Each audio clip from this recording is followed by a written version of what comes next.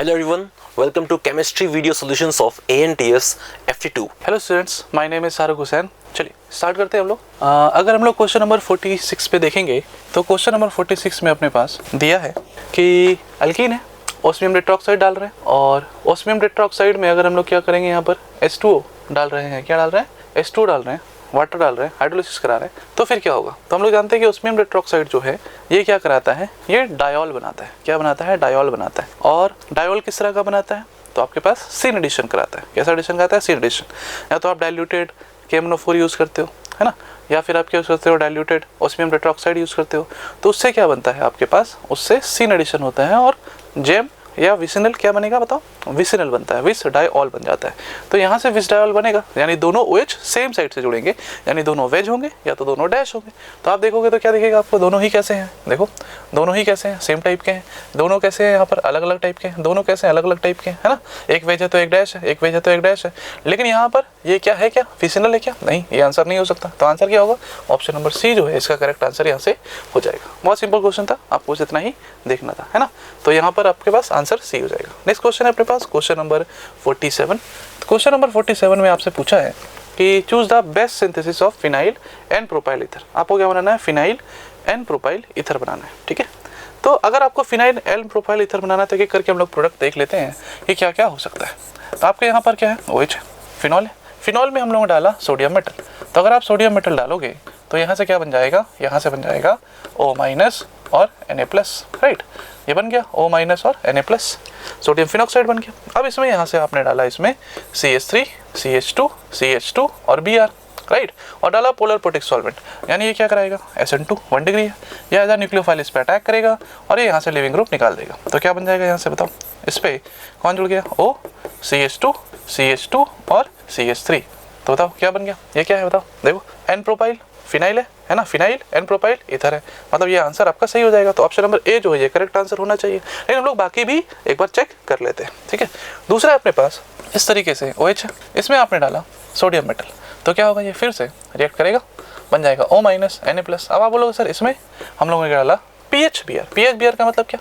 Bromobenzene. पता क्या bromobenzene पे ये इस पे अटैक कर सकता है? नहीं, क्योंकि लोन पेयर किस में जा रहा है? रेजोनेंस में। क्या बनेगा? Partial double bond character. तो ये रिएक्शन होगा ही नहीं, तो ये तो यहाँ से बनाना पॉसिबल नहीं है, राइट। नेक्स्ट अगर आप देखोगे तो आपको दिया है इस तरह से टॉलिन OCH3, ठीक है। अब उसमें आपके पास क्या है? सोडियम मेटल है। क्या ये सोडियम मेटल के साथ रिएक्ट करेगा? बिल्कुल भी नहीं। तो ये रिएक्शन नहीं दिया, तो ये भी आंसर नहीं हो सकता। नेक्स्ट क्वेश्चन आपके पास CH3 इस तरह से दिया हुआ है और यहाँ पे आपके पास OH, इसमें डाल दिया गया सोडियम मेटल। तो ये डालने से क्या होगा? फिर से रिएक्शन होगा और यहाँ से बन जाएगा O- Na+, राइट। और यहाँ जैसा है वैसा ही रहेगा, है ना। 1 2 3 1 2 3 कार्बन। अब इसमें डाला गया HBr। क्या डाला गया? HBr। बताओ रिएक्शन होगा क्या? यहाँ HBr से रिएक्शन करने के लिए कुछ प्रेजेंट है क्या? नहीं। तो यहाँ फर्दर आगे रिएक्शन का मतलब कोई बनता ही नहीं है। तो आप क्या बोलोगे? आंसर क्या होगा इसका? ऑप्शन जो है करेक्ट ऑप्शन नंबर ए हो जाएगा। क्लियर? चलिए नेक्स्ट क्वेश्चन देखते हैं हम लोग। Coming to question number 48। इस क्वेश्चन में हमें डिफरेंट गैसेस के लिए हेनरीज कांस्टेंट KH की वैल्यू दी है और हमें अरेंज करना है इन गैसेस को in the increasing order of their solubility. तो एक चीज़ हमें पता होती है कि किसी भी गैस के लिए अगर हेनरीज कांस्टेंट की वैल्यू ज़्यादा होगी तो सोल्यूबिलिटी ऑफ द गैस कम होती है। So we can say higher is the value of KH, lower is the solubility. तो गिवन KH वैल्यूज में सबसे ज़्यादा KH की वैल्यू है आर्गन के लिए, इसका मतलब आर्गन की जो सोल्यूबिलिटी है वो सबसे कम होगी। उसके बाद में we have carbon dioxide and then we have CH4 और सबसे कम लोवेस्ट KH की वैल्यू किसके लिए है? HCHO के लिए है। इसका मतलब इसकी सोल्यूबिलिटी हाईएस्ट होगी। So highest solubility is for HCHO। This is the increasing order of solubility. इसका मतलब कि गिवन ऑप्शंस में हमारा आंसर होगा option C. Next question is 49. It says, what is the freezing point of a solution containing 8.1 gram HBr in 100 gram water assuming the acid to be 90% ionized? तो हमें freezing point of solution find करना है। तो उसके लिए हमें पहले find करना होगा depression in freezing point delta TF। और डेल्टा TF का फॉर्मूला क्या होता है? I into KF into M, जहाँ पे I है Vento factor, KF is the cryoscopic constant and M is the molality of solution. तो KF का वैल्यू हमें क्वेश्चन में दिया है। So let's find the molality. So molality का फॉर्मूला है moles of solute which is HBr divided by mass of solvent in kg। तो solute HBr का मास दिया है 8.1 ग्राम, तो इसके मोल्स हो जाएंगे मास बाय मोलर मास, तो मास है 8.1 और HBr का मोलर मास है 81 divided by mass of solvent in kg। तो सॉल्वेंट वाटर का मास है 100 ग्राम्स, तो kg में कितना हो जाएगा ये 0.1 kg। तो ये बन गया 0.1 by 0.1, this is 1। So molality कितनी है 1 है। और HBr जब पानी में डिसोसिएट करेगा it will give H plus Br minus. तो इसके लिए वैन होफ फैक्टर I का वैल्यू है 1 plus n minus 1 into alpha, जहां पे n क्या है, n is the sum of stoichiometric coefficients of aqueous products. तो यहाँ पे n हो जाएगा 1 प्लस 1 2 माइनस 1 और अल्फा है डिग्री ऑफ डिसोसिएशन या डिग्री ऑफ आयनाइजेशन, और क्वेश्चन में कितना दिया है, इट इज 90% आयनाइज्ड, इसका मतलब अल्फा कितना है 0.9। तो ये बन गया 1 प्लस 0.9 इक्वल टू 1.9। तो ये है वैन होफ फैक्टर I की वैल्यू। तो अब डेल्टा TF या डिप्रेशन इन फ्रीजिंग पॉइंट हो जाएगा I into KF into M। I की वैल्यू कितनी है, I की वैल्यू है 1.9, KF की वैल्यू क्वेश्चन में दी है 1.86 और M हम निकाल चुके हैं, M इज 1। तो ये आ गया अप्रोक्सीमेटली 3.53। सो ये है डिप्रेशन इन फ्रीजिंग पॉइंट 3.53। इसका मतलब कि जो फ्रीजिंग पॉइंट ऑफ सॉल्यूशन हो जाएगा वो हो जाएगा -3.53 degree Celsius. So given options में हमारा आंसर हो जाएगा option B. Next question is 50. It says a non-ideal solution was prepared by mixing 30 ml chloroform and 50 ml acetone. The volume of mixture will be. तो जब chloroform और acetone को mix करते हैं वी नो जो solution बनता है वो शो करता है नेगेटिव डेविएशन। तो जो नए बॉन्ड्स बनेंगे वो पुराने बॉन्ड से स्ट्रॉन्गर होंगे, इस वजह से जो वॉल्यूम है वो कम हो जाएगी and delta we mixing for negative deviation होता है नेगेटिव।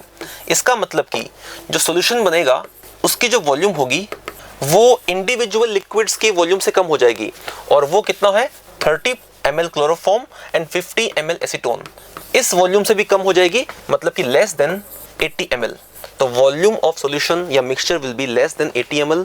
तो गिवन ऑप्शंस में हमारा आंसर हो जाएगा ऑप्शन बी। नेक्स्ट क्वेश्चन अपने पास क्वेश्चन नंबर 51।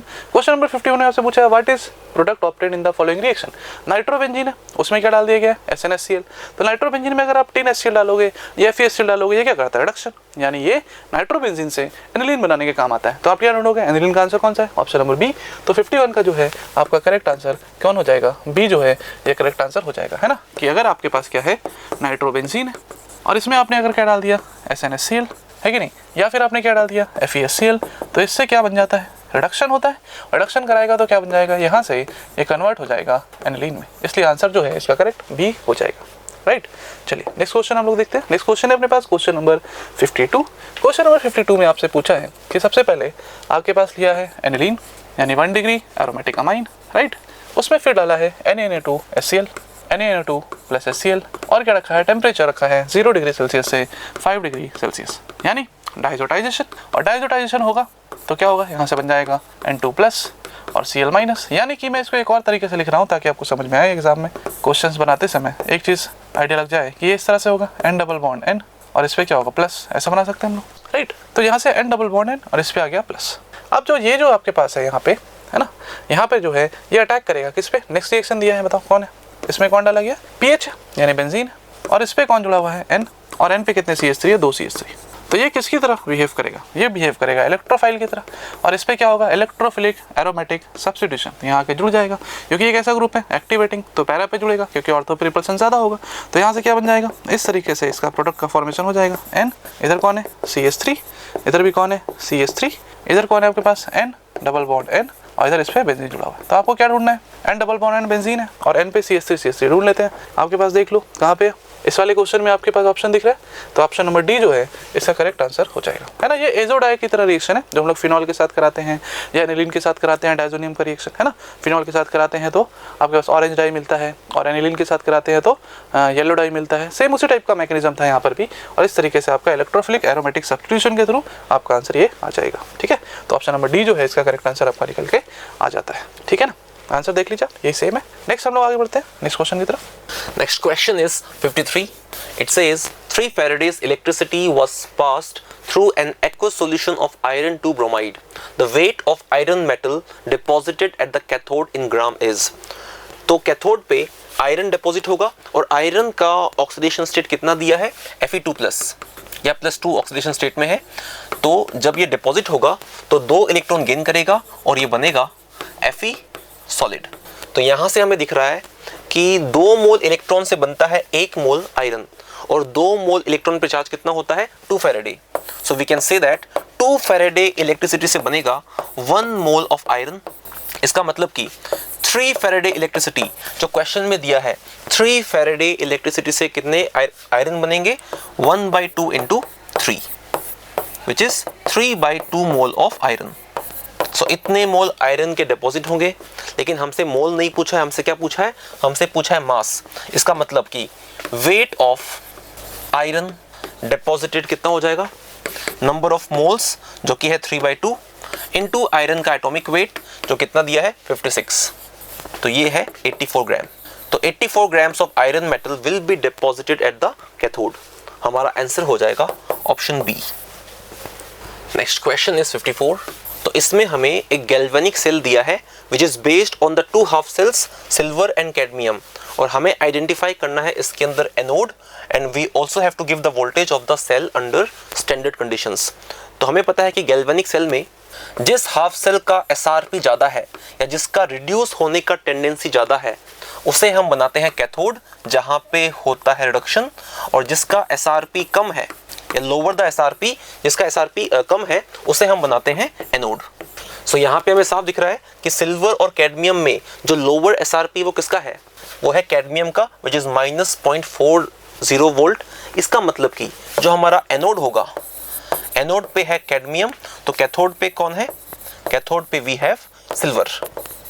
और अब हमें फाइंड करना है इसका standard cell potential. So E0 cell का फॉर्मूला होता है for galvanic cell E0 cathode minus E0 anode, या SRP of cathode minus SRP of anode.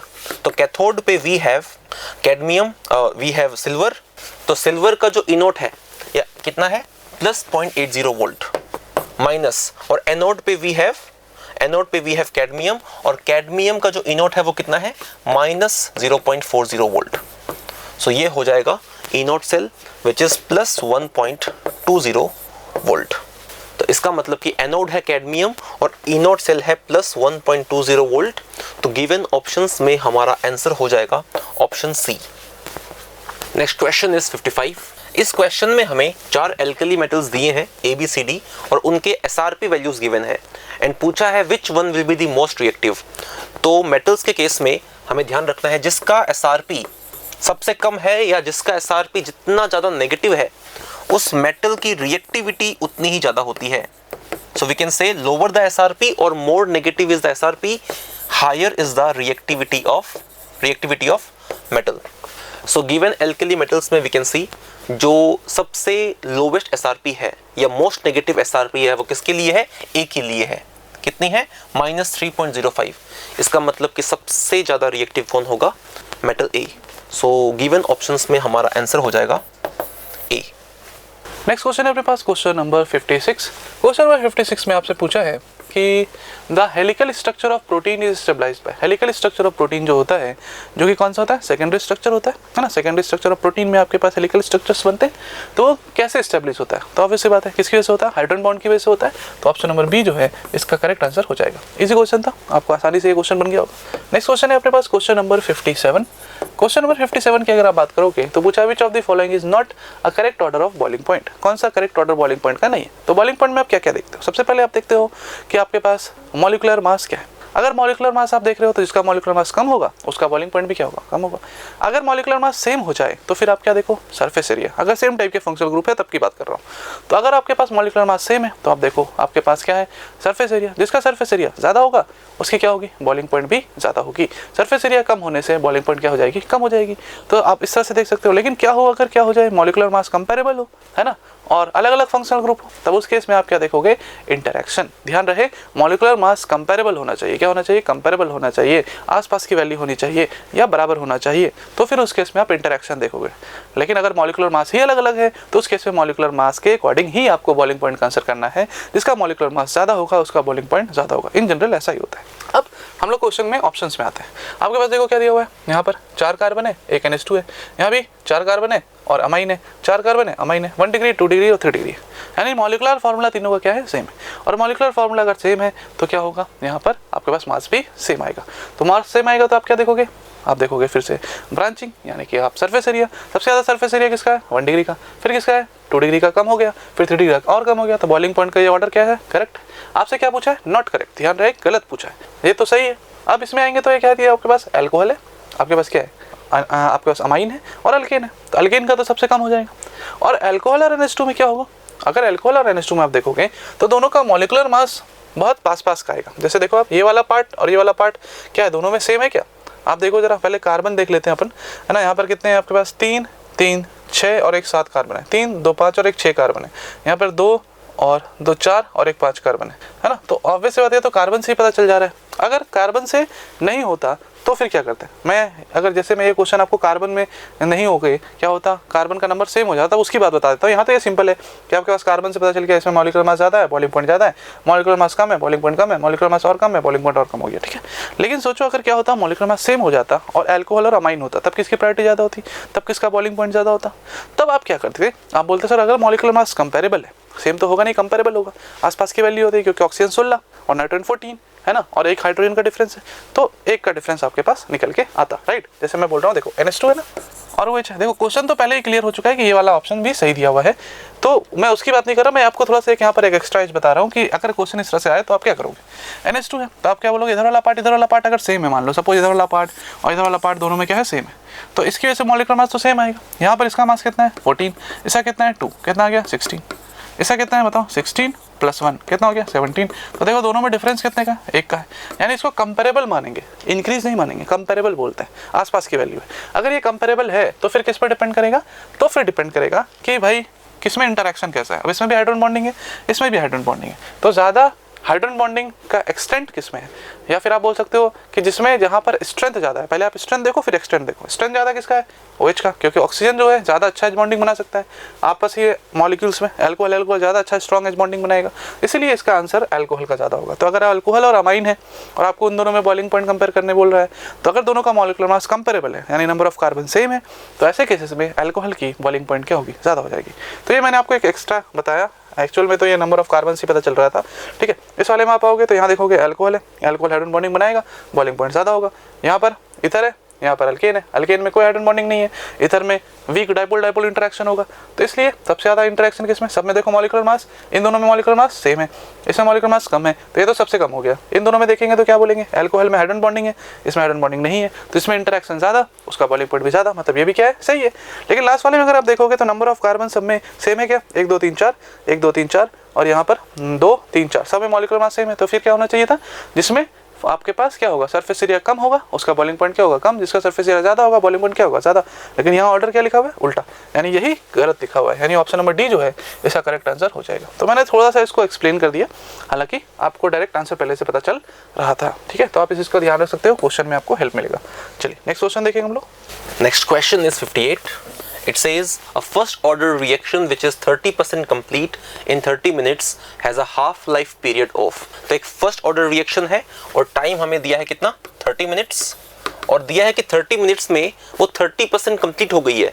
इसका मतलब कितना परसेंट बच गया, 70% बच गया। इसका मतलब कि 80 या concentration of the reactant after 30 minutes कितना होगा, 70% ऑफ द इनिशियल कॉन्सेंट्रेशन, या 70/100 ऑफ A0, और which we can write as 0.7 A0। और फर्स्ट ऑर्डर रिएक्शन के लिए हमें इक्वेशन पता है, जो रेट कांस्टेंट K होता है that is 1/T ln A0/AT। So this we can write as 1/30 into ln और A0 और AT कितना है, AT is 0.7 A0। So this we can write as 1/30 into, यहाँ A0 से A0 कैंसिल हो गया, दिस बिकम्स ln 10/7। सो ये है रेट कांस्टेंट K और हमसे पूछा है हाफ लाइफ, तो half life for first order reaction क्या होती है? फर्स्ट ऑर्डर रिएक्शन के लिए हाफ लाइफ का फॉर्मूला होता है ln2 by k, ln2 by rate constant k। तो यहाँ पे हम वैल्यूज पुट करेंगे तो ये बन जाएगा ln2 को we can write as 2.303 into log 2 और रेट कांस्टेंट k कितना है? रेट कांस्टेंट k है 1/30 into ln 10/7, this we can write as 2.303 into log of 10/7। तो यहाँ पे 2.303 कैंसिल हो गया, तो सॉल्व करते हैं इसको आगे, तो ये बन जाएगा 30 ऊपर आ जाएगा। So this becomes 30 into log 2 और log 2 कितना दिया है? 0.301 डिवाइडेड बाय, और नीचे हमारे पास क्या है? log of 10/7, this becomes log 10 minus log 7 और log 10 कितना होता है? 1 माइनस log 7 कितना दिया है? 0.845। तो ये बन गया और इसको जब सॉल्व करते हैं तो it comes out to be 58.2। तो ये हो जाएगा हमारा half life period 58.2 minutes. So given options में हमारा आंसर हो जाएगा option B. Next question is 59। इस क्वेश्चन में हमें एक बैलेंस्ड केमिकल इक्वेशन गिवन है और रिएक्टेंट N2O5 का रेट ऑफ डिसअपीयरेंस गिवन है और हमसे पूछा है rate of formation of the products NO2 and O2। तो रेट ऑफ डिसअपीयरेंस और रेट ऑफ अपीयरेंस या रेट ऑफ फॉर्मेशन के बीच में हमें रिलेशन पता होता है। Rate of formation of product NO2 जो है divided by its stoichiometric coefficient, NO2 का कोफिशिएंट कितना है? 2। This is equal to the rate of disappearance of reactant N2O5 divided by coefficient of N2O5 कितना है? 1। तो यहाँ से मिलेगा हमें rate of formation of NO2 is equal to 2 times of rate of disappearance of N2O5, जो question में कितना दिया है? 6.25 into 10 to the power minus 3। So this is equal to 1.25 into 10 to the power minus 2 mole per liter per second। तो ये है rate of formation of NO2। Similarly, जो rate of formation of product O2 है divided by coefficient of O2 which is half, this is equal to rate of disappearance of N2O5 divided by coefficient of N2O5 1। तो यहाँ से मिलेगा हमें rate of formation of O2 is equal to half of rate of disappearance of N2O5 जो कितना है? 6.25 into 10 to the power minus 3 and this is equal to 3.125 into 10 to the power minus 3 mole per liter per second। तो ये है rate of formations of NO2 and O2। तो given options में हमारा answer हो जाएगा option C. Next question is 60। It says the activation energy EA of a reaction in the presence of a catalyst is 4.15 kilojoule per mole and in the absence of catalyst is 8.3 kilojoule per mole. What is the slope of the plot of ln K versus 1/T in the absence of catalyst? तो जब catalyst present नहीं है तो हमें find करना है ln K और 1/T के जो ग्राफ है उसका स्लोप। तो अर्हीनियस इक्वेशन हमें पता है, rate constant K is equal to AE to the power minus EA by RT। तो यहाँ से मिलेगा हमें ln K is equal to minus EA by RT plus ln A। तो अगर हम ग्राफ प्लॉट करें ln K वर्सेस 1/T के लिए, जहाँ पे ln K है on the y axis and 1/T है ऑन द x एक्सिस, तो ये बन जाएगा y is equal to mx plus c। तो ये एक स्ट्रेट लाइन है जिसका जो स्लोप है या जो m है उसका एक्सप्रेशन क्या हो जाएगा? Minus EA by R। तो स्लोप है माइनस EA बाई R और हमें फाइंड करना है slope in the absence of catalyst. तो slope in the absence of catalyst हो जाएगा माइनस EA बाई R और जब कैटलिस्ट नहीं है तो EA की वैल्यू कितनी है? 8.3 किलो जूल पर मोल। तो जूल में कितना हो जाएगा ये? 8.3 into 1000 divided by gas constant R और R की वैल्यू कितनी होती है? अप्रोक्सीमेटली 8.3। तो ये कैंसिल हो गया, दिस बिकम्स माइनस 1000। सो ये होगा स्लोप। तो गिवन ऑप्शंस में हमारा आंसर हो जाएगा ऑप्शन डी। नेक्स्ट क्वेश्चन है अपने पास क्वेश्चन नंबर 61। क्वेश्चन नंबर 61 को अगर आप देखोगे तो आपसे पूछा है find correct for this reaction representation. Strong है, 1 डिग्री है और ये दिख रहा है ट्रांजिशन स्टेट और फिर ये बन गया है। तो आपको यहाँ से देखते ही पता चल रहा है कि अच्छा यहाँ पर SN2 मैकेनिज्म हो रहा है, 1 डिग्री है, स्ट्रॉन्ग है, SN2 मैकेनिज्म होगा। और SN2 मैकेनिज्म होगा तो किस पर डिपेंड करेगा, वो साफ साफ दिख रहा है अपने को किस पर डिपेंड करेगा। तो बोलोगे आप रेट किस पर डिपेंड करेगा, इन दोनों पे, है ना। और यहाँ पर कोई इंटरमीडिएट बन नहीं रहा है, राइट। और किस पे डिपेंड करेगा, लिविंग ग्रुप पे, है ना। जितना अच्छा लिविंग ग्रुप होगा उतना रेट ऑफ रिएक्शन क्या होगा, ज़्यादा होगा। तो आपको इतना अगर समझ में आता है कि SN2 में क्या क्या होता है तो ऑप्शंस को प्रेडिक्ट कर आप सकते हो। बोला rate will decreases when CH3Cl is replaced by CH3Br। बोल रहा है रेट डिक्रीज कर जाएगा अगर आप CH3Cl के बदले में क्या यूज़ करते हो, CH3Br यूज़ करते हो। अब जरा आप सोचो, CH3 के बदले में अगर आप CH3Br यूज़ करते हो तो अच्छा लिविंग ग्रुप है तो रेट तो बढ़ना चाहिए था, लेकिन यहाँ क्या लिखा है, रेट घट रहा है। तो मतलब ये क्या लिखा हुआ है, गलत बात लिखा हुआ है, लेकिन आपसे पूछा करेक्ट है। फिर बोला reaction rate is not depend on concentration of OH-, ये बिल्कुल गलत बात है, क्योंकि डिपेंड करेगा इसके कंसंट्रेशन पे भी, OH- के भी, और यहाँ पर RX यानी जो हेलोजन जो दिया, अल्काइल हैलाइड दिया है, इससे कंसंट्रेशन पे भी डिपेंड करेगा। इसलिए यहाँ पर क्या बोलेंगे, ये बात भी बिल्कुल गलत लिखी हुई है। फिर लिखता optical behaviour with plane polarised of P, जो है P जो दिया है यहाँ, इज डिफरेंट फ्रॉम Q। बोल रहा Q से डिफरेंट होगा। हाँ बोलोगे सर सही तो है, SN2 में पढ़ते हैं हम लोग कि इन्वर्जन होता है, तो ये तो बात सही है। नहीं है सही। क्यों सही नहीं है, क्योंकि ये पर्टिकुलर इस कंपाउंड की बात कर रहा है। क्या ये कैरल सेंटर है, नहीं है, कैरल सेंटर नहीं है, तो इसमें जब ऑप्टिकल एक्टिविटी नहीं है तो फिर ये बदलेगा कहाँ से। समझ पा रहे हो ना क्या बोल रहे हैं, कि आपके पास यहाँ पर कायरो सेंटर नहीं है, जब ये कायरो सेंटर नहीं है तो ऑप्टिकल एक्टिविटी नहीं, ऑप्टिकल एक्टिविटी नहीं तो चेंज क्या होगा, कुछ नहीं। तो आप बोलोगे ये क्या लिखा है कि बिहेवियर चेंज, यानी कि गलत बात लिख रहा है। तो आपसे क्या पूछा था, करेक्ट पूछा था, ये भी गलत निकल गया। बोला reaction follow second order kinetics, वो तो पहले ही बदल गया था, सेकंड ऑर्डर SN2 मैकेनिज्म है, SN2 मैकेनिज्म है, तो आंसर क्या हो जाएगा इसका, करेक्ट D हो जाएगा, क्योंकि ये सेकंड ऑर्डर है, क्योंकि SN2 ये पहले ही पता चल गया था, राइट। चलिए देख सकते हैं हम लोग। नेक्स्ट क्वेश्चन है अपने पास, क्वेश्चन नंबर 62। क्वेश्चन नंबर 62 में अगर आप देखोगे तो इसमें आपसे पूछा है phenol can not be formed, किससे नहीं बनेगा। आप देखोगे क्लोरोबेंजीन है, NaOH है, फटक से आंसर कर दोगे आप, सोडियम फिनॉक्साइड बनेगा, यहाँ से HCl से H+ ले लेगा, हो गया सर आंसर, गलत हो जाएगा। आपने ध्यान नहीं दिया क्योंकि यहाँ पर STP लिखा हुआ है, STP का मतलब 0 degree Celsius and 1 atmospheric pressure. बताओ क्या ये नॉर्मल कंडीशंस में रिएक्शन देता है, नहीं, ये रिएक्शन कब देता है, high temperature and high pressure में रिएक्शन देता है, यानी कि यहाँ से प्रोडक्ट बनेगा ही नहीं। तो आपकी गलती अगर हुई है तो ये STP की वजह से ही हुई है, क्योंकि आपने इसको ध्यान नहीं दिया, जबकि आपको बार बार लिखवाया जाता है कि यहाँ पर हाई प्रेशर और हाई टेम्परेचर होना चाहिए, राइट। तो इसलिए ये तो जो है इससे आप नहीं बना सकते हो, तो आंसर आपको पहले ही मिल गया है।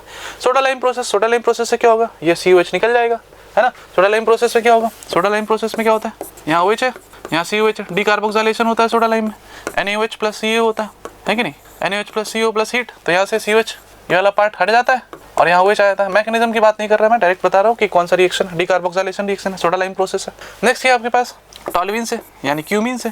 तो क्यूमीन में आप क्या करा रहे हो, ऑक्सीडेशन, तो क्यूमीन पेरोक्साइड बनेगा, और फिर क्यूमीन पेरोक्साइड का क्या करा रहे हो आप, हाइड्रोलिसिस, तो उससे क्या बन जाता था, याद करो, फिनॉल बन जाता था। क्या बन जाता था, फिनॉल, और साथ में क्या मिलता था, एसीटोन, क्या मिलता था, एसीटोन मिल जाता था। तो बताओ इससे भी क्या बन गया प्रोडक्ट, इससे भी बन गया प्रोडक्ट, है ना। ये समझाने के लिए बता रहे हैं, आंसर तो पहले ही पता चल चुका है।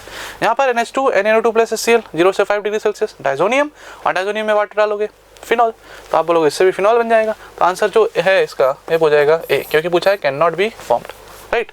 चलिए नेक्स्ट क्वेश्चन देखते हैं हम लोग। Next question is 63। It says which of the following are peroxo acids of sulphur. तो हमें देखना है कि इनमें से कौन से सल्फर के जो कंपाउंड्स हैं उनमें पेरोक्सिल लिंकेज है या फिर ऑक्सीजन ऑक्सीजन बॉन्ड है। तो गिवन ऑप्शंस में हमारे पास 4 एसिड्स गिवन है। तो पहला है H2SO5, तो इसे हम लोग बोलते हैं कैरोस एसिड। इसका स्ट्रक्चर कुछ ऐसा है, तो यहाँ पे वी कैन सी, यहाँ पे एक ऑक्सीजन ऑक्सीजन बॉन्ड है, तो ये एक पेरोक्सिल लिंकेज है, and Caro's acid is a peroxo acid. इसका मतलब कि H2SO5 हमारे आंसर का पार्ट होगा।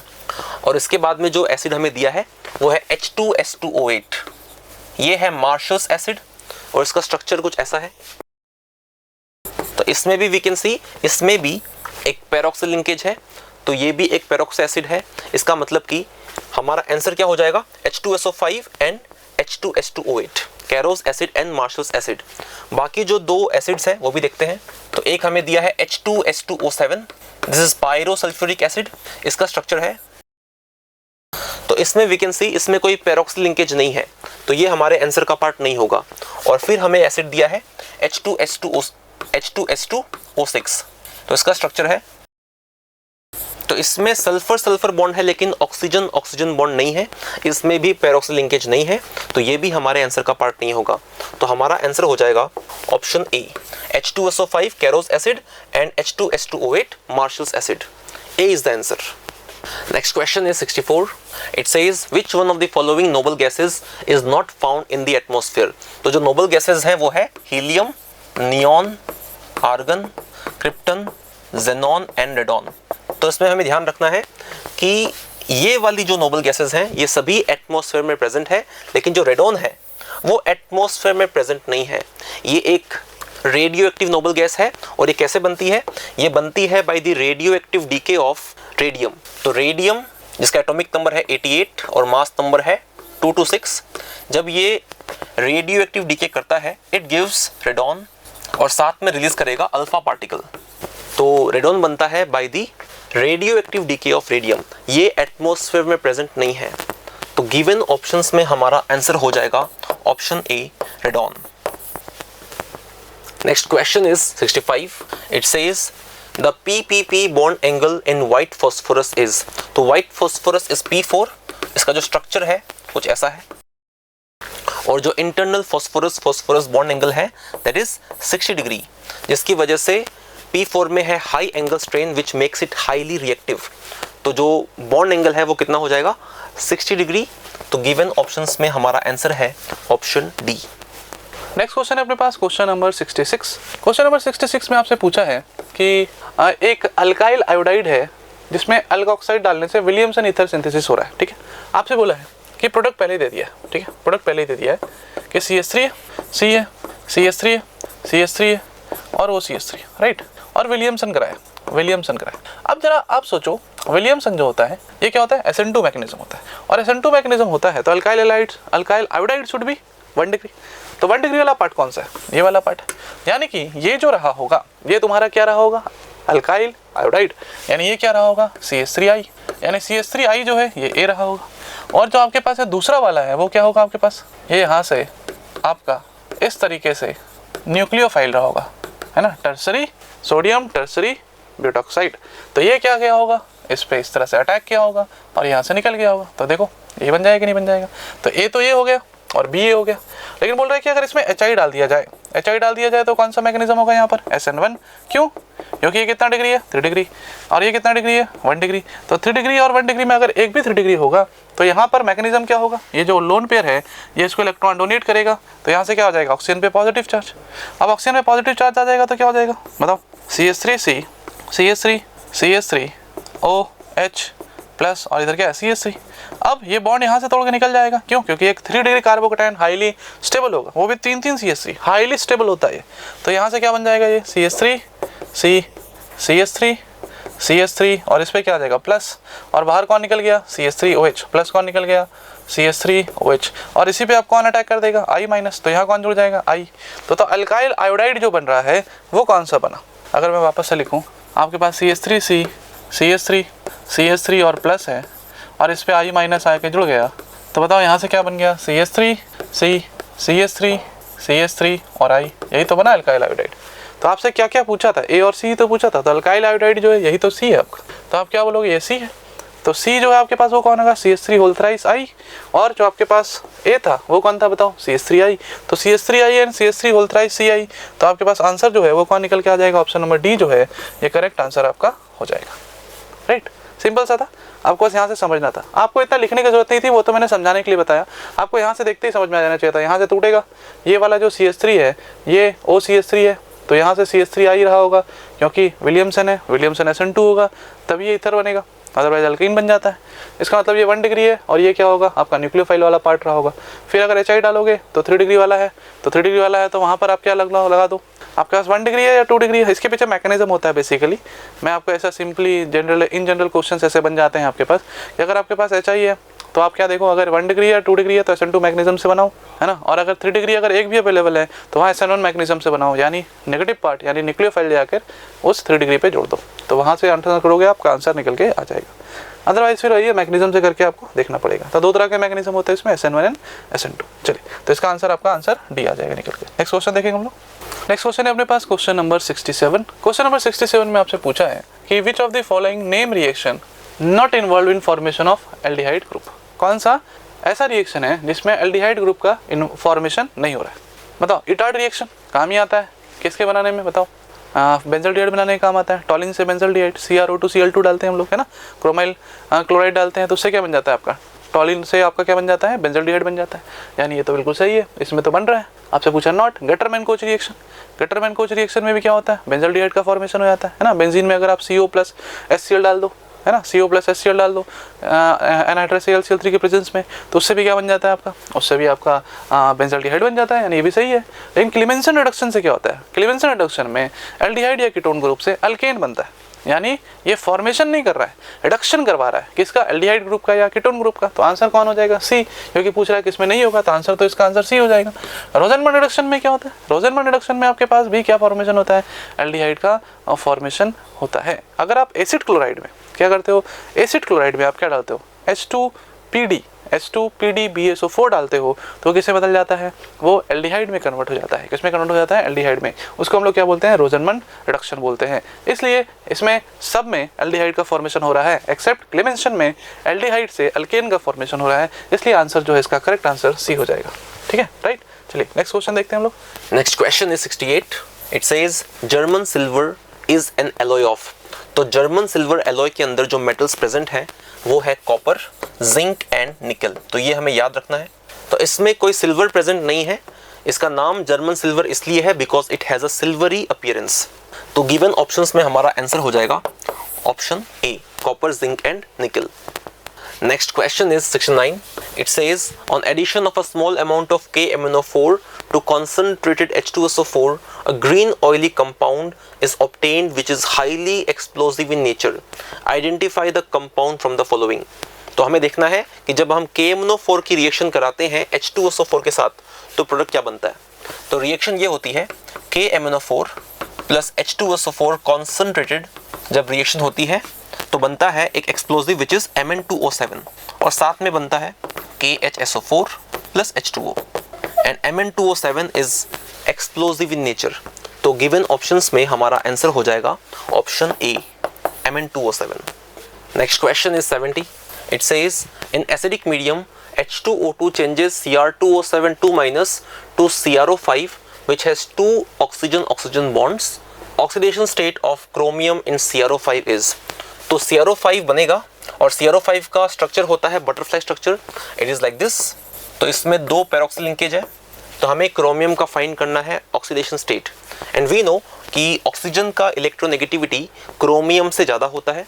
तो जब हम ये बॉन्ड ब्रेक करेंगे तो chromium will have +2 and O will have -2। Similarly यहाँ पे एक बॉन्ड है तो +1 -1, +1 एंड -1 एंड सिमिलरली +1 -1 एंड +1 -1। तो we can see that chromium पे टोटल चार्ज कितना है, +6। तो oxidation number of chromium in CrO5 is +6। तो गिवन ऑप्शंस में हमारा आंसर हो जाएगा ऑप्शन सी। नेक्स्ट क्वेश्चन है अपने पास, क्वेश्चन नंबर 71। क्वेश्चन नंबर 71 में आपसे पूछा है कि बेंजल्डिहाइड जो है वो लेस रिएक्टिव होता है प्रोपेनल से। ठीक है, बेंजल्डिहाइड क्या है अपने पास, बेंजल्डिहाइड है PH C+OH और प्रोपेनल क्या है आपके पास CH3 CH2 C+OH। ठीक है, तो बोल रहा है कि बेंजल्डिहाइड जो है वो लेस रिएक्टिव होता है प्रोपेनल से। बिल्कुल सही बात है। 2 चीज़ों पे डिपेंड कर सकता है। एक तो डेल पॉजिटिव जितना क्या होगा, ज़्यादा होगा, उसकी क्या होगी, इलेक्ट्रॉन उस पर न्यूक्लियोफाइल की अटैक करने की टेंडेंसी क्या होगी, उतनी ज़्यादा होगी।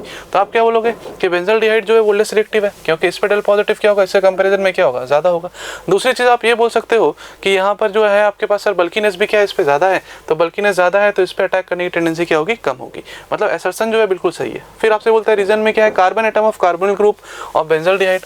कार्बोनिल ग्रुप का बेंजल्डिहाइड जो है आपके पास, उसमें जो कार्बोनिल ग्रुप है वो लेस इलेक्ट्रोफिलिक है। किससे, जो कार्बोनिल ग्रुप है आपके पास प्रोपेनल में प्रेजेंट है, जो किसमें प्रेजेंट है, प्रोपेनल में प्रेजेंट है। इससे क्या होगा, ये लेस रिएक्टिव होगा। बिल्कुल सही बात है, लेस रिएक्टिव है क्योंकि बल्कीनेस इसमें क्या है, ज़्यादा है। और अगर बल्कीनेस ज़्यादा है तो आप क्या बोलोगे कि इस पर अटैक करना उतना आसान नहीं होगा और इस पर अटैक करना क्या होगा, इस पर उससे कंपेरिजन में आसान होगा। तो हम लोग क्या बोलेंगे कि असर्शन जो लिखा है वो भी सही है, रीजन जो लिखा है वो क्या है, वो भी सही है। तो दोनों एक दूसरे क्या है, करेक्ट एक्सप्लेनेशन भी है। तो इसमें ऑप्शन नंबर कौन सा आपको दिख जाएगा, इसमें देखेंगे ध्यान से, यहाँ लिखा है डी में, तो डी जो है आपका ये करेक्ट एक्सप्लेनेशन यहाँ से निकल के आ जाएगा। राइट। नेक्स्ट क्वेश्चन है अपने पास, क्वेश्चन नंबर 72। क्वेश्चन नंबर 72 में अगर आप देखोगे तो आपसे पूछा गया है aldehyde which do not have an alpha hydrogen. ऐसा एल्डिहाइड जिसमें कोई अल्फा हाइड्रोजन नहीं है, जैसे सपोज SC+OH है ना। क्या बोल रहे हैं कि इसमें अल्फा हाइड्रोजन नहीं है, तो ये क्या होता है, सेल्फ ऑक्सीडेशन में जाता है और रिडक्शन में भी जाता है और डिसप्रपोर्शनेशन होता है। और किसके साथ करा रहे हैं, कॉन्सेंट्रेटेड एल्कीली यानी NaOH कॉन्सेंट्रेटेड है। तो बताओ क्या होगा, ऐसे रिएक्शंस को हम लोगों ने पढ़ रखा है। यहाँ से क्या बन जाएगा, एक बार सॉल्ट बन जाता था, याद करो, है कि नहीं, और एक बार क्या बन जाता था, अल्कोहल। तो ये क्या बन जाएगा, CH2 से क्या बन गया, CH3 OH में कन्वर्ट हो जाता है। तो ये जो रिएक्शन था इसमें क्या बोलोगे आप, यहाँ से एल्डिहाइड से क्या बन गया आपके पास, एसिड का सॉल्ट, और एल्डिहाइड से क्या बन गया, अल्कोहल। तो एल्डिहाइड से अल्कोहल आया रिडक्शन, एल्डिहाइड से एसिड सॉल्ट बना यानी ऑक्सीडेशन। तो आप क्या बोलोगे, कैसा रिएक्शन है, डिसप्रपोर्शनेशन। और ये कौन सा रिएक्शन कहलाता है, बताओ, पढ़ा है ना, कैनी-ज़ारो रिएक्शन। तो आंसर क्या हो जाएगा, ये जो है इसका करेक्ट आंसर यहाँ से निकल के आ जाएगा, राइट। चलिए नेक्स्ट क्वेश्चन देखते हैं। Next question is 73. It says the complex used as an anti-cancer agent is. तो ये हम पढ़ते हैं in applications of coordination compounds. तो anti-cancer agent के फॉर्म में यूज करते हैं cisplatin को, और cisplatin is basically cis central atom है इसके अंदर प्लेटिनम 2+, इसमें फिर 2 है Cl- लिगेंड एंड 2 है इसमें NH3 ligand. So this is the chemical formula of cisplatin. तो गिवन ऑप्शंस में हमारा आंसर हो जाएगा ऑप्शन बी, सिस्प्लेटिन, जो कि एक स्क्वायर प्लेनर कॉम्प्लेक्स है। B is the answer. Next question is 74. It says the coordination number of cobalt in the complex COEN2Cl2Br2 is. तो सेंट्रल एटम का जो कोऑर्डिनेशन नंबर होता है, it is the number of sigma bonds formed by the central atom. So given complex के अंदर coordination number of cobalt हो जाएगा, यहाँ पे 2 तो ईएन लिगेंड है, और जो ईएन लिगेंड है या इथाइलिन डायमीन लिगेंड है, ये एक बाइडेंटेट लिगेंड है। इसका मतलब कि एक ईएन लिगेंड 2 बॉन्ड बनाएगा, तो 2 बनाएगा 2 × 2 4, और साथ में हमारे पास 2 Cl- लिगेंड है, और Cl- एक मोनोडेंटेट लिगेंड है, इसलिए 2 × 1, तो ये बन जाएगा 6। इसका मतलब कि कोऑर्डिनेशन नंबर कितना है, 6। Answer is option C. Next question is 75. It says which of the following has longest CO bond length. तो ऑप्शंस में हमें मेटल कार्बोनिल्स गिवन है, और मेटल कार्बोनिल्स के अंदर होती है सिनर्जिक बॉन्डिंग। तो इसमें हमें ये पता है कि जो मेटल कार्बन बॉन्ड ऑर्डर या बॉन्ड स्ट्रेंथ जितना ज़्यादा होता है, तो कार्बन ऑक्सीजन का जो बॉन्ड ऑर्डर है वो उतना ही कम होता है, और अगर कार्बन ऑक्सीजन का बॉन्ड ऑर्डर कम हो जाएगा तो CO बॉन्ड लेंथ जो है वो बढ़ जाएगी। तो हमें क्वेश्चन में पूछा है लॉन्गेस्ट CO बॉन्ड लेंथ। तो लॉन्गेस्ट CO बॉन्ड लेंथ के लिए हमें चाहिए highest metal carbon bond order, और मेटल कार्बन का बॉन्ड ऑर्डर हाईएस्ट तब होगा जब metal is electron rich. So we can see कि ऑप्शन ए में निकल है सेंट्रल एटम, उसका ऑक्सीडेशन नंबर है 0। ऑप्शन बी में कोबाल्ट है, उसका ऑक्सीडेशन नंबर है -1। ऑप्शन सी में आयरन है, इसका ऑक्सीडेशन स्टेट है -2, एंड ऑप्शन डी में मैंगनीज है +1 में। तो सबसे नेगेटिव ऑक्सीडेशन स्टेट किस में है, ऑप्शन सी में है। इसका मतलब कि ऑप्शन सी के अंदर iron central atom is electron rich, तो इस वजह से जो मेटल कार्बन बॉन्ड ऑर्डर है वो होगा हाईएस्ट, तो CO बॉन्ड लेंथ भी क्या होगी, हाईएस्ट होगी। तो हमारा आंसर हो जाएगा option C, FeCO4 2-। Higher is the metal carbon bond order, higher is the या longer is the CO bond length. C is the answer. Next question है अपने पास क्वेश्चन नंबर 76। क्वेश्चन नंबर 76 में अगर हम लोग देखें तो इसमें आपके पास एक इस तरह से रिएक्टेंट दिया है और पूछ रहा है इसमें कौन सा रीजन डालने से ये बन जाएगा। तो आप सबसे पहले देखो क्या चेंज हो रहा है। इस डबल बॉन्ड में कोई छेड़छाड़ नहीं हुई है, यानी हम लोग ऐसा रीजन यूज करना है जो डबल बॉन्ड के साथ रिएक्शन नहीं करे। दूसरी चीज, यहाँ पर ये जो पार्ट है आप देख रहे हो अल्फा हाइड्रोजन है, इस पे 3 और 3 अल्फा हाइड्रोजन है और यहाँ पर एसिड आ गया है। इसका मतलब ऐसा कौन सा रिएक्शन है जहाँ पे 3 अल्फा हाइड्रोजन होने पर वो एसिड में कन्वर्ट हो जाता है। बिल्कुल सही, आयोडोफॉर्म टेस्ट। अगर इसमें आयोडोफॉर्म टेस्ट कराया जाए तो ये इस तरीके से रिएक्शन कराया जा सकता है। यानी आपके पास क्या होना चाहिए, आपके पास यूज करना पड़ेगा आपको आयोडोफॉर्म टेस्ट का रिएजेंट, सबको पता होगा I2+ NaOH, या फिर आप क्या यूज़ कर सकते हो, उसके बदले कोई दूसरा एजेंट भी यूज़ कर सकते हो। अब आयोडोफॉर्म नहीं है तो आप ऐसा नहीं बोल सकते कि आयोडोफॉर्म ऑप्शन में नहीं है तो सर क्या करें। तो उसके बेसिस पे आप दूसरा एजेंट देख सकते हो, जैसे HOCl हो जाए, HOBr हो जाए, है ना, इस तरह के एजेंट्स भी आप देख सकते हो। बस वो क्लोरीनेशन और ब्रोमिनेशन, मतलब आपके पास क्लोरोफॉर्म और ब्रोमोफॉर्म कराता है। आयोडोफॉर्म ना बोल के हम लोग क्लोरोफॉर्म बोलेंगे, क्लोरोफॉर्म का फॉर्मेशन, ब्रोमोफॉर्म का फॉर्मेशन, है ना, उसमें काम आ जाएगा। तो यहाँ पर हम लोग के पास क्या दिया हुआ है, सोडियम हाइपोक्लोराइड दिया हुआ है। इसलिए क्या दिया हुआ है, सोडियम हाइपोक्लोराइड दिया है फॉलोड बाय HCl, क्योंकि एसिडिफिकेशन कराना भी जरूरी है। तो उससे क्या होगा, उससे जैसे मैं आपको एक सिंपल रिएक्शन पहले बताता हूँ कि जैसे मान लो R से डबल बॉन्ड हो CH3 है, तो इस पे 3 अल्फा हाइड्रोजन, तो ऐसा एल्डिहाइड या कीटोन जिस पे 3 अल्फा हाइड्रोजन होते हैं, ठीक है। और इसमें क्या आप डालते हो X2 प्लस NaOH, इसलिए मैं लिख रहा हूँ X2 प्लस NaOH, ताकि आपको समझ में आ जाए कि X कुछ भी हो सकता है, क्लोरीन, ब्रोमीन, आयोडीन कुछ भी हो सकता है। और यहाँ पर इसके बदले आप यूज़ कर सकते हो, HOX। क्या यूज़ कर सकते हो आप? HOX यूज़ कर सकते हो, या फिर आप क्या यूज़ कर सकते हो? NaOX यूज़ कर सकते हो। क्या यूज़ कर सकते हो? NaOX यूज़ कर सकते हो, क्योंकि इनसे बनना जो है वो यही बनना है। तो ये दोनों में से कोई भी लिखो, बात बराबर है। तो यहाँ से क्या बन जाता है? यहाँ से बनता है RC डबल बॉन्ड O, और ये यहाँ से CH3 बन के निकल जाता है, जो कि आपने पढ़ा होगा। ये बन जाएगा O माइनस Na प्लस, और प्लस साथ में क्या मिलता है? CHX3। अब क्लोरीन लोगे तो क्लोरोफॉर्म, ब्रोमीन लोगे तो ब्रोमोफॉर्म, आयोडीन लोगे तो आयोडोफॉर्म। और इसमें आप क्या करा दो, अगर एसिडिफिकेशन करा दो इसका, तो ये कन्वर्ट हो जाएगा किसमें? कार्बोक्सिलिक एसिड में, राइट। तो आप क्या देखोगे यहाँ पर कि सर यहाँ पर जो रिएक्शन है ये इसी चीज़ को दिखा रहा है, क्योंकि आप बोलोगे sir acidic KMnO4 strong heating करेंगे तो क्या होगा? अल्कीन भी ब्रेक होगा, है ना, वहाँ से यहाँ से भी रिएक्शन होगा, और क्या बनेगा? Same product as oxidative ozonolysis, यानी ये यूज़ नहीं कर सकते। Tollens reagent followed by HCl, बताओ टॉलेंस रिएजेंट यूज़ करोगे तो क्या होगा? टॉलेंस यूज़ करने से ये क्या हो जाएगा? इसमें यहाँ रिएक्शन होगा, है कि नहीं, लेकिन HCl डालोगे फिर उसमें आप फर्दर HCl डालने का कोई पर्पस बनता है क्या? फिर HCl डालोगे तो क्या होगा बताओ? ये डबल बॉन्ड के साथ भी रिएक्शन कर सकता है कि नहीं। उसके बाद फिर क्या बोलोगे आप कि यहाँ पर ozone lysis followed by hydrolysis, ozone lysis followed by hydrolysis, यानी आप ओजोन लाइसिस कराओगे तो भी रिएक्शन क्या हो जाएगा? ओजोन लाइसिस हो जाएगा अल्कीन का भी। तो आप ओजोन लाइसिस नहीं करा सकते हो यहाँ पर, इस वजह से आपको क्या करना होगा? यही आंसर होगा, sodium hypochloride followed by HCl। तो आपका आंसर जो है वो क्या निकल के आना चाहिए? ऑप्शन नंबर जो B है ये निकल के आ जाएगा, ठीक है, समझ में आ रहे हो ना। ये फॉलोड बाय HCl है, ध्यान रखना, फॉलोड बाय HCl बाद में डाला गया है। तो उस तरीके से आप यहाँ पर रिएक्शन करोगे तो इस R के बदले जो है वो ये वाला पार्ट समझ लो, है ना, इस R के बदले जो है ये वाला पार्ट समझ लो। तो आप क्या बोलोगे? इसके अकॉर्डिंग यहाँ से आंसर आपका ये आ जाएगा, राइट। चलिए नेक्स्ट हम लोग देखते हैं। नेक्स्ट क्वेश्चन है अपने पास क्वेश्चन नंबर 77। क्वेश्चन नंबर 77 में आपको दिया है क्लोरीन है, क्लोरोबेंजीन दिया हुआ है, और क्लोरोबेंजीन में आपके पास दिया हुआ है CH3Cl in the presence of AlCl3, और इसमें P जो बन रहा है वो क्या बनेगा बताओ? CH3Cl AlCl3 है, तो क्या होगा? यहाँ से इलेक्ट्रोफाइल कौन जनरेट हो जाएगा बताओ? मैकेनिज्म क्या होगा? CH3Cl है और AlCl3, तो ये क्लोरीन क्या करेगा? इसके वैकेंट ऑर्बिटल में इलेक्ट्रॉन डोनेट करेगा। तो यहाँ से क्या बन जाएगा बताओ? CH3Cl, इस पर क्या आ जाएगा? प्लस, और यहाँ क्या हो जाएगा? AlCl3 माइनस, तो इलेक्ट्रॉन यहाँ से खींच लेगा, तो इलेक्ट्रोफाइल क्या बन गया? CH3 प्लस, और क्या निकल गया? AlCl4 minus. तो यही आपका क्या है? इलेक्ट्रोफाइल है। और क्लोरोबेंजीन जो है ये कैसा होता है? ऑर्थो पैरा डायरेक्टिव होता है। तो पैरा प्रोडक्ट अगर बनाएंगे हम लोग यहाँ से तो क्या बन जाएगा बताओ? यहाँ से क्लोरीन है यहाँ, और इससे जुड़ेगा भी कौन? CH3 आके जुड़ गया, चलो हो गया। अब इसने बोला मैग्नीशियम ट्राइथर डाला, मैग्नीशियम ट्राइथर डालोगे तो क्या होगा बताओ? Mg ट्राइथर क्या होगा? तो क्या बन जाएगा? यहाँ से ग्रिग्नार्ड का फॉर्मेशन हो जाएगा, ग्रिग्नार्ड हो जाएगा तो क्या बन जाएगा? यहाँ से आ जाएगा Mg, Mg, और यहाँ Cl है तो Cl, और यहाँ CH3। अब इसमें बोल रहा है क्या डाला गया? CO2। CO2 क्या होता है? C डबल बॉन्ड 2, तो बता इस पे क्या है? नेगेटिव, इस पे क्या है? 2 प्लस, इस पे क्या है? नेगेटिव। अब ये एज अ न्यूक्लियोफाइल इस पे अटैक करेगा, है ना, कैसे?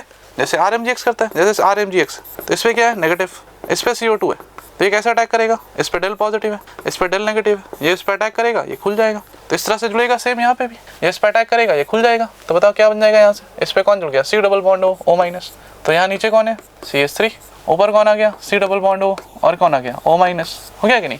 और फिर क्या बोल रहा है? हाइड्रोलिसिस कराया H3O प्लस, तो इसके पास क्या आ जाएगा? H प्लस आ जाएगा, है ना, इस पे H प्लस आ जाएगा, H प्लस जोड़ देंगे।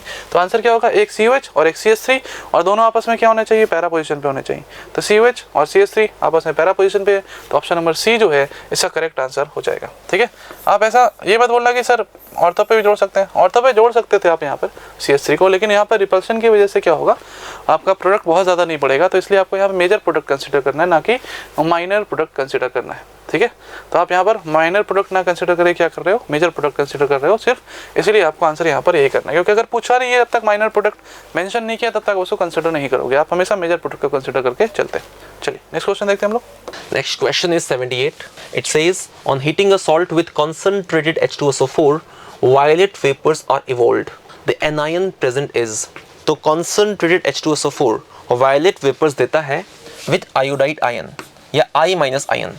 When it reacts with concentrated H2SO4 जो कि है एक ऑक्सीडाइजिंग एजेंट, तो ये I माइनस को कर देगा oxidise to violet vapours of I2. So given options में हमारा आंसर हो जाएगा option C I minus. Next question is 79. It says white precipitate soluble in hot water but reappears on cooling suggests presence of, और हमें चार options दिए हैं, तो हमें वो कंपाउंड देखना है जो हॉट वाटर में सॉल्यूबल है लेकिन कोल्ड वाटर में सॉल्यूबल नहीं है और कोल्ड वाटर में बनाता है वाइट प्रेसिपिटेट।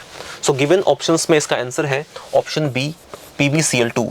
ये हमें याद रखना है कि PbCl2 is insoluble in cold water but it is soluble in hot water. B is the answer. Next question is 80। It says group 5 cations are precipitated by. So group 5 cations का जो group reagent है वो हमें याद रखना है और वो है ऑप्शन सी में given ammonium carbonate in the presence of NH4OH। तो ग्रुप 5 cations कौन से हैं? Calcium, strontium, barium. जब इनकी ग्रुप रिएजेंट से रिएक्शन कराते हैं तो ये बनाते हैं white precipitates of calcium carbonate, strontium बनाएगा स्ट्रोंशियम कार्बोनेट एंड बेरियम बनाएगा बेरियम कार्बोनेट और ये सभी के सभी हैं वाइट प्रेसिपिटेट और ग्रुप रिएजेंट है option C ammonium carbonate in the presence of NH4OH। C is the answer. Next question है अपने पास क्वेश्चन नंबर 81। क्वेश्चन नंबर 81 में अगर आप देखोगे तो क्वेश्चन नंबर 81 में आपके पास है कि एक A है जिसमें Br2NOH डाला, फिर NaNO2 + HCl डाला तो C बन गया। तो बोल रहा है C स्टेबल है 0 से 5 डिग्री सेल्सियस पे। आप जरा सोचो 0 से 5 डिग्री सेल्सियस पे है, NaNO2 HCl है, तो अपने दिमाग में क्या आता है तुरंत? डायजोनियम। और डायजोनियम स्टेबल भी है, इसका मतलब वो एरोमेटिक 1 डिग्री एरोमेटिक अमाइन होना चाहिए, यानी ये जो है ये 1 डिग्री एरोमेटिक अमाइन है। तो आप ऐसे सोचोगे कि A से Br2NOH डाला अगर, है कि नहीं, Br2NOH डाला तो B बना और इसमें NaNO2 + HCl डाला तो C बना। इसका मतलब अगर ये डायजोनियम बन रहा है, ये डायजोनियम बन रहा है और ये स्टेबल भी है, इसका मतलब ये ज़रूर 1 डिग्री एलिफैटिक है, एरोमेटिक है। तो आप बोलोगे 1 डिग्री एलिफैटिक हो सकता है क्या? बिल्कुल भी नहीं। क्या हो सकता है ये 1 डिग्री क्या हो सकता है? एरोमेटिक अमाइन होगा, 1 डिग्री एरोमेटिक अमाइन होगा। और 1 डिग्री एरोमेटिक अमाइन अगर है तो 1 डिग्री एरोमेटिक अमाइन है, इसका मतलब क्या हो सकता है? एनिलीन हो सकता है। और इसमें बोल रहा है Br2NH डाला है, यानी हॉफमैन ब्रोमाइड डिग्रेडेशन रिएक्शन, यानी एक C डबल बॉन्ड O गायब हो गया है, तो इसके बीच में कौन आ जाएगा? C डबल बॉन्ड O आ जाएगा। तो यहाँ से कौन आ जाएगा? C double bond O NH2 आ जाएगा, यानी बेंजामाइड हो जाएगा। तो बेंजामाइड से एनिलीन बना और एनिलीन से डायजोनियम बना और डायजोनियम 0 से 5 डिग्री सेल्सियस में स्टेबल है। तो आपको ढूंढना क्या है? आप देख लो, यही तो है आंसर। तो ऑप्शन नंबर बी जो है आपके पास करेक्ट आंसर हो जाएगा, क्योंकि पूछा ए है आपसे, ये आंसर हो जाएगा। बाकी से आप आंसर देखोगे तो आपको कुछ समझ में आ जाएगा, वो सब आंसर हो ही नहीं सकता है। ठीक है, चलिए नेक्स्ट क्वेश्चन देखते हैं हम लोग। नेक्स्ट क्वेश्चन है क्वेश्चन नंबर 82। क्वेश्चन नंबर 82 में आपसे पूछा है फाइंड द इनकरेक्ट स्टेटमेंट, कौन सा गलत स्टेटमेंट है वो पूछ रहा है। तो बोल रहा है सुक्रोज इज डेक्स्ट्रोरेटरी, बिल्कुल सही बात है, सुक्रोज डेक्स्ट्रोरेटरी होता है नेचर में। फिर उसको जब आप पानी में डालते हो यानी हाइड्रोलिसिस कराते हो तो वो 2 पार्ट में टूटता है, ग्लूकोज प्लस फ्रक्टोज। लेकिन ग्लूकोज कैसा होता है? डेक्स्ट्रो, और फ्रक्टोज कैसा होता है? लिवोरोटेटरी। तो वही लिख रहा है ग्लूकोज डेक्स्ट्रोरेटरी, फ्रक्टोज लिवोरोटेटरी, मतलब बात बिल्कुल सही है। Arginine is essential amino acid, ये भी बिल्कुल सही बात है। और pernicious anaemia caused by deficiency of vitamin B, vitamin B की कमी से होता है, बिल्कुल सही बात है, ये भी सही है। लेकिन बोल रहा है DNA and RNA both contain 4 bases, दोनों में 4 बेस होते हैं, ये सही है। लेकिन कौन से? Adenine, cytosine, guanine and thymine, नहीं, गलत है। दोनों में चारों के चारों सेम नहीं होते हैं, है ना, दोनों में चारों सेम नहीं होते तो क्या अलग होता है? तो डीएनए में क्या होता है? थायमिन होता है, लेकिन आरएनए में क्या होता है? यूरासिल होता है। इसलिए इसका आंसर जो है ऑप्शन नंबर डी जो है इनकरेक्ट है और ये अपना सही हो जाएगा, क्योंकि आपसे इनकरेक्ट स्टेटमेंट ही पूछा था, राइट। चलिए नेक्स्ट क्वेश्चन देखते हैं हम लोग। Next question is 83। ये एक असर्शन रीजन टाइप क्वेश्चन है। तो असर्शन का स्टेटमेंट है delta O is greater for ligand Cn- than for F-। तो ये स्टेटमेंट बिल्कुल करेक्ट है, क्योंकि according to spectrochemical series Cn- ligand is a strong field ligand and F- is a weak field ligand। तो जिसका field strength ज़्यादा होता है उसके लिए octahedral splitting energy delta O ज़्यादा होती है। तो assertion is correct। रीज़न का स्टेटमेंट क्या दिया है? रीज़न में दिया है Cn- is higher in spectrochemical series, बिल्कुल करेक्ट है। स्पेक्ट्रोकेमिकल सीरीज में Cn- की फील्ड स्ट्रेंथ ज़्यादा होती है एज कम्पेयर टू F-। तो रीज़न भी करेक्ट है and reason is also the correct explanation of assertion. इसका मतलब कि हमारा आंसर हो जाएगा option A, both A and R are true and R is the correct explanation of A। Next question is 84। ये भी एक असर्शन रीज़न टाइप क्वेश्चन है। इसमें असर्शन का स्टेटमेंट है lead storage battery is a secondary cell. तो secondary cell का मतलब एक ऐसा सेल जिसे हम रिचार्ज कर सकते हैं, रिचार्जेबल टाइप, जो डिस्चार्ज होने पे वापस रिचार्ज करके अगेन यूज़ किया जा सकता है। और लेड स्टोरेज बैटरी एक रिचार्जेबल टाइप बैटरी होती है, तो ये एक सेकेंडरी सेल है। तो असर्शन का स्टेटमेंट करेक्ट है। जिस सेल को हम रिचार्ज नहीं कर सकते उसे बोलते हैं प्राइमरी सेल। और रीज़न का स्टेटमेंट क्या दिया है? Secondary cells can not B recharged, ये इनकरेक्ट है। सेकेंडरी सेल्स को हम रिचार्ज कर सकते हैं, प्राइमरी सेल्स को हम रिचार्ज नहीं कर सकते। इसका मतलब कि assertion is true but reason is false. हमारा आंसर हो जाएगा ऑप्शन सी। नेक्स्ट क्वेश्चन है अपने पास क्वेश्चन नंबर 85। क्वेश्चन नंबर 85 में अगर आप ध्यान से देखोगे तो आपसे पूछा है लेसाइन टेस्ट। तो which of the following reaction take place in Lassaigne test for the detection of nitrogen present in an organic compound. एक ऑर्गेनिक कंपाउंड है और उसमें लेसाइन टेस्ट आप करा रहे हो, तो पूछा है कि कौन सा आपको रिप्रेजेंट कर रहा है। तो पहला रिएक्शन दिखा है सोडियम कार्बन नाइट्रोजन NaCN, बिल्कुल सही है, यहीं से स्टार्ट ही होता है रिएक्शन कि आपके पास जो ऑर्गेनिक कंपाउंड है उसमें कार्बन भी प्रेजेंट होना चाहिए, नाइट्रोजन भी प्रेजेंट होना चाहिए। तो सोडियम से अगर आप सोडियम उसमें डालोगे उस कंपाउंड में तो क्या होगा, वो सोडियम के साथ रिएक्ट करेगा कार्बन नाइट्रोजन और क्या बनाएगा NaCN। फिर उस NaCN में हम लोग मिलाते हैं FeSO4 जिससे बनता है Na4 FeCN6 और फिर उसमें हम लोग क्या मिलाते हैं, हम लोग मिलाते हैं Fe2SO4 होल थ्राइस जिससे क्या होता है आपके पास प्रूशियन ब्लू मिलता है। क्या मिलता है, प्रूशियन ब्लू मिलता है। इसमें आपके पास आयरन के दोनों ऑक्सीडेशन स्टेट होते हैं, Fe3 वाला भी और Fe2 वाला भी, है ना, दोनों के दोनों ऑक्सीडेशन स्टेट आपको यहाँ पर देखने को मिलते हैं। तो आप क्या बोलोगे, हाँ ये रिएक्शन भी सही है और इसी तरह कंफर्म होता है कि भाई इसमें नाइट्रोजन है क्योंकि इसी में आपको कलर आता है ब्लू और इस कंपाउंड का हम लोग क्या बोलते हैं, प्रूशियन ब्लू है। तो आप क्या बोलोगे, सारे के सारे बिल्कुल क्या है, सही है, यानी ऑप्शन नंबर डी जो है ये करेक्ट है क्योंकि ये पूरा सीक्वेंस है नाइट्रोजन के डिटेक्शन का, यही सीक्वेंस होता है लेसाइन टेस्ट का। तो अगर आपको लेसाइन टेस्ट का रिएक्शन इस तरह से याद होगा तो आप आराम से पहचान पाओगे। चलिए नेक्स्ट क्वेश्चन देखेंगे हम लोग। नेक्स्ट क्वेश्चन है अपने पास क्वेश्चन नंबर 86। क्वेश्चन नंबर 86 में आप देखोगे तो आपसे है मैच द कॉलम है और डिस्टिंक्शन वाले क्वेश्चन हैं। तो आपसे बोला है डिस्टिंग्विश करने कॉलम 1 और कॉलम 2 में। तो आपके पास मिथेनॉल है और आपके पास क्या है, डाइथाइल ईथर है। क्या है, डाइथाइल ईथर यानी CH3 CH2O CH2 CH3। तो आप बोल रहे दोनों में कैसे डिफ्रेंशिएट करेंगे, तो ल्यूकस रिएजेंट से डिफ्रेंशिएट होगा नहीं। सोडियम मेटल करा सकते हैं क्योंकि ये सोडियम रिएक्शन के साथ मेटल के साथ रिएक्शन देगा और ये सोडियम मेटल के साथ रिएक्शन नहीं देगा, तो डिस्टिंक्शन हो गया। यानी जो A है उस A का आपके पास कौन सा मैच हो गया, तो A का बोलोगे आप क्या होगा सर 2 होगा। फिर बोल रहे हैं मिथेनॉल एंड इथेनॉल है। मिथेनॉल मतलब CH3OH और इथेनॉल है, इथेनॉल का मतलब CH3 C++OH। अब इन दोनों में डिफरेंशिएट करना है तो आइडोफॉर्म टेस्ट आप करा सकते हो। कैसे, क्योंकि आइडोफॉर्म टेस्ट देखो अल्फा अभी सिखाया था, अल्फा 3 अल्फा हाइड्रोजन है तो आइडोफॉर्म टेस्ट देगा और ये आइडोफॉर्म टेस्ट देगा तो टेस्ट आएगा I2+ NaOH डालने से इसका टेस्ट कैसा आएगा, पॉजिटिव।